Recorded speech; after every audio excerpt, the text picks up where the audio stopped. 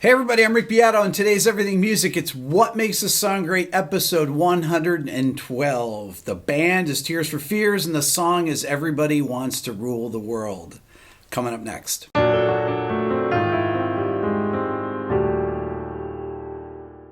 Everybody Wants to Rule the World is off Tears for Fears' record entitled Songs from the Big Chair. It was released on February 25th, 1985, produced by Chris Hughes, and the song was written by Roland Orzabal, Ian Stanley, and Chris Hughes. But Kurt Smith sings it. Okay, so right at the top of the song, it begins with this D major arpeggio. So it starts on D, D, A, D, F sharp, A, D. Listen. And then the guitar comes in with this signature lick that goes throughout the song. Now, the song is actually tuned sharp, probably because when they mixed it, they wanted to speed the tempo up. So if you're trying to play along with it, make sure that you either tune your instrument up on the master tune of the keyboard or tune your guitar sharp. I mean, it's pretty sharp. Here's my open D if you want to play along to tune to. So let's listen to the top again. You hear the hi-hat going, and then it crescendos.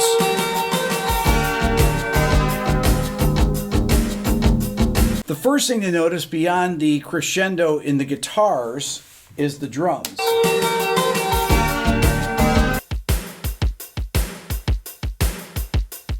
So it's got a triplet feel, but it's really in 4/4. 2, 3, 4, 1, 2, 3, 4. And then the bass is a synth bass. Let's hear it. Here's the bass by itself. Let me play the bass and drums again.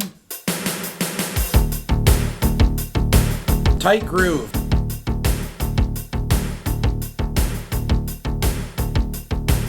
I mean, for program drums and a program bass, it sounds great.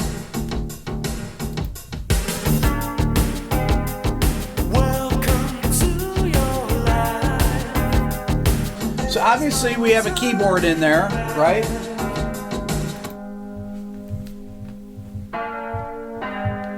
So what we have there is two chords based on a D bass note. So you have A over D going to G over D. 2, 3, 4.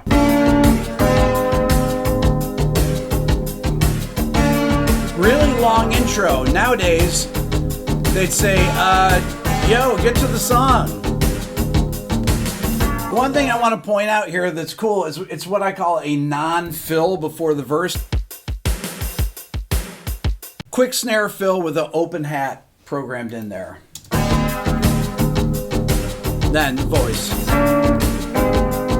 Welcome to your life. There's no turning back. Even while we sleep, we will find you. This is what I would call an A-B melody. So the first part of the melody goes, and the second half goes, the B part. Listen. So A. Welcome to your life. Then B. A. Even while we sleep. B. Chorus.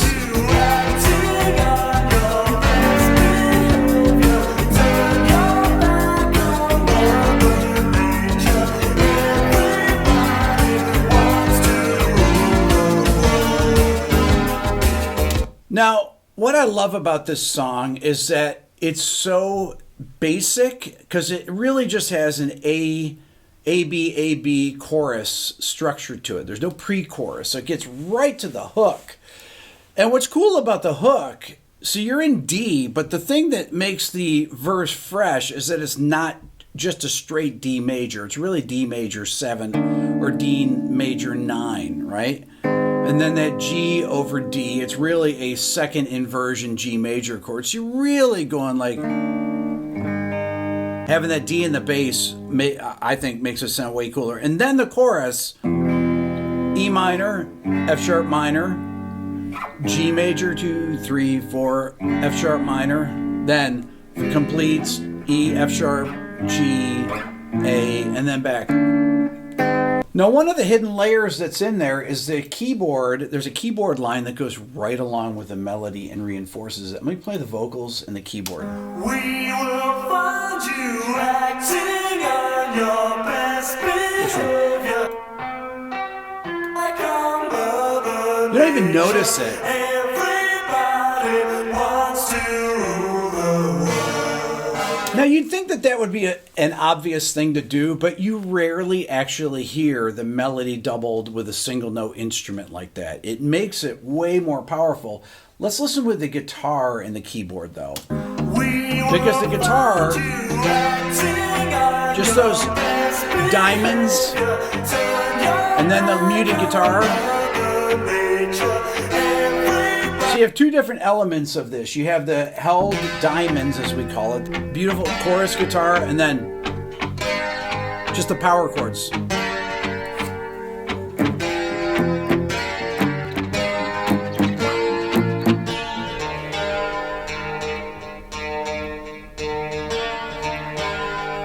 That's really a keyboard playing that, I think. Then it comes back to that really short D staccato part. Another thing about the chord progression in the chorus is that the harmonic rhythm doubles on the second half. In the first half, you have one chord per bar. 1, 2, 3, 4, 2, 2, 3, 4, 3, 2, 3, 4, 4, 2, 3, 4. Then we go to two chords per bar. 1, 2, 3, 4, 2, 2, 3, 4. That's what makes the second half of the chorus move, is that you increase the rate of chord changes. It's a very basic arrangement. Single note, strum chord, muted guitar, bass and drums.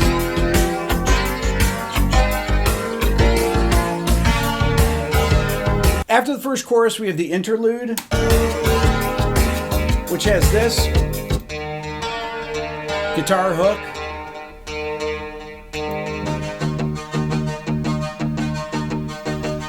This becomes a lot more complex here with this.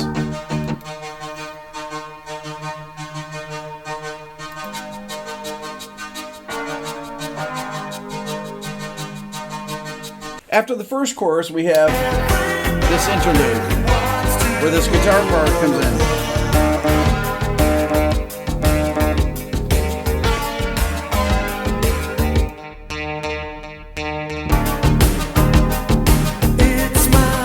In the second verse, we have a different rhythmic figure in the keyboard part that propels that.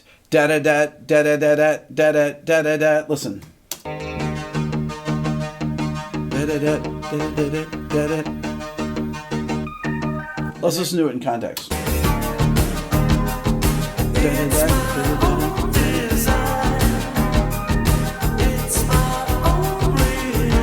Same melody.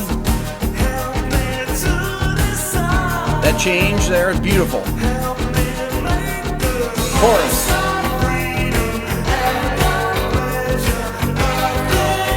That syncopated guitar figure in the second chorus gives it a completely different feel. Listen to it with the keys.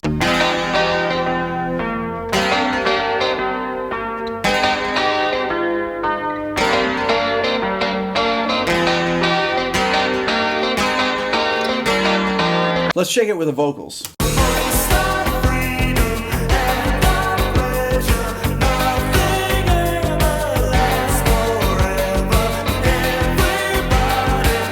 And then,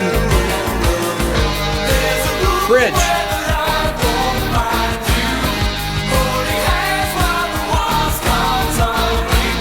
In the bridge, you really don't notice that the guitars actually become kind of heavy. Here's the guitar soloed. Listen.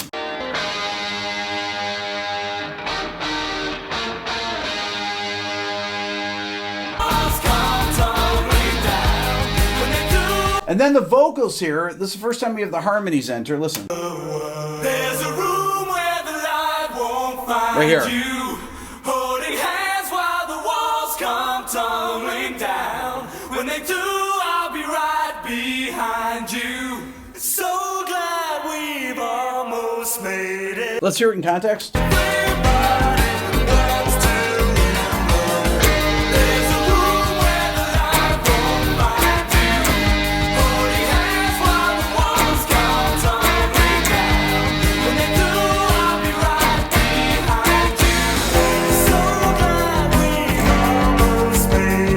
And then it goes to the instrumental bridge part. So we have two different bridges here. We have the one bridge part that happens with the power chords.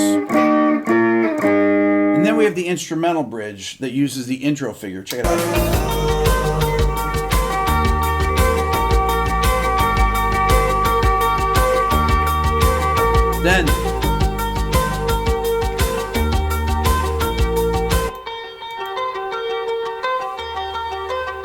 Then it changes here with this single line.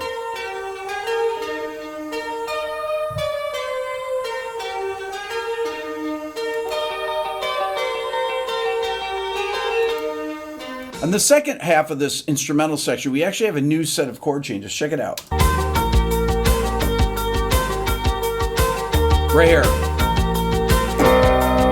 B, C, B, then G, A, then back to the verse. And that leads to this guitar solo part. Woo!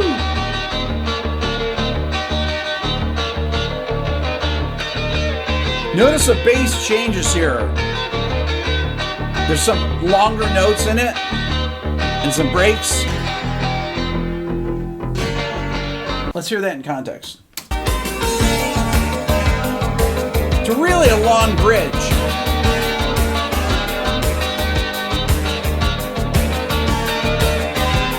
Beautiful.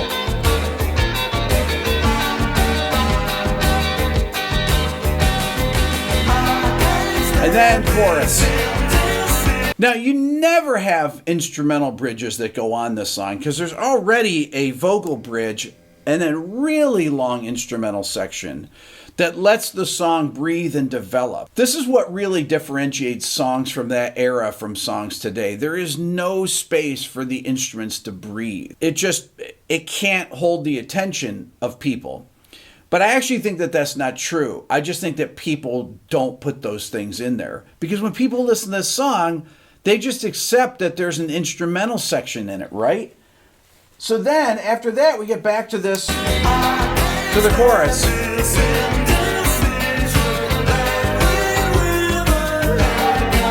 You can hear that guitar. Then, high guitar. Let's check out this guitar figure that makes this last chorus really sound killer. Here it is. 1, 2, 3, 4.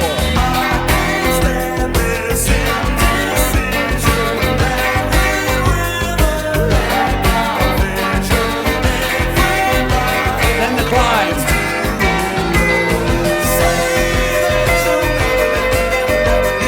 That's the same lick as this. Transposed up here. Listen.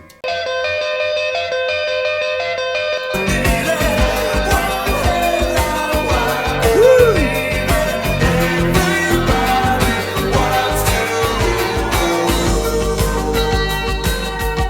Guitar solo again.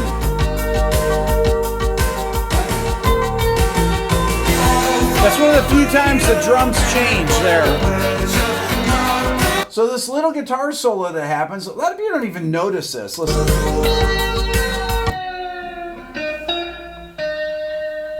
Tasty.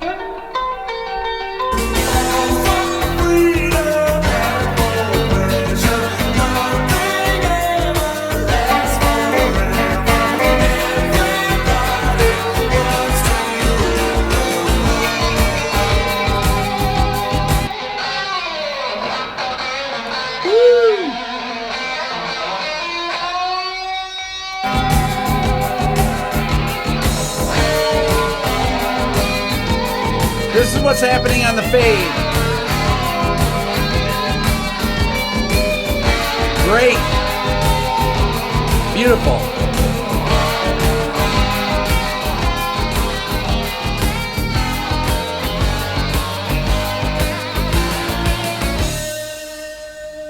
That's all for now. Don't forget to subscribe, ring the bell, and leave a comment. Check out my new Quick Lessons Pro guitar course that just came out. Also, the Beato book, if you want to learn about music theory, that's how you do it. And check out my Beato ear training course at beatoeartraining.com. And don't forget, if you want to support the channel even more, think about becoming a member of the Beato Club. Thanks so much for watching.